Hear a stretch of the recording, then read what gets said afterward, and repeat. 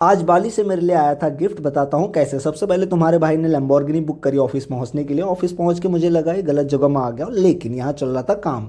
फिर क्या, तुम्हारे भाई ने शुरू कर दी गधा मजदूरी और सीधे गांधी जी के जमाने की फाइलें खोली। काम खत्म भी नहीं हुआ था कि उससे पहले ये लोग खाने पे टूट पड़े। खाने में स्वाद नहीं था तो इस महंगे पौधे को मैंने धनिया समझकर खाने में डाल दिया। खाने के बाद मेरे दिमाग की बत्ती जली क्योंकि मेरे मिनी व्लॉग में नहीं आ रहे थे व्यूज़। तो तुम्हारे भाई ने नुन्नू भाई की वीडियो देखी। इतने में हो गई छुट्टी और ऑफिस की सारी लड़कियां पर्स लटका के घर को जाने लगी। और क्या, फिर हमारी मुस्कान मैम भी भटकते हुए अपनी सीट पे आ गई।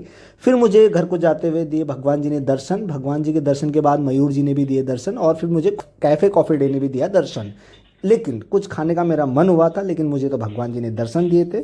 मैंने सीधे घर को चल दिया। आज पता नहीं क्यों मेरे को इतने लोग दर्शन दे रहे थे। इतने में हमारे नंदी महाराज ने भी मुझे दर्शन दिया।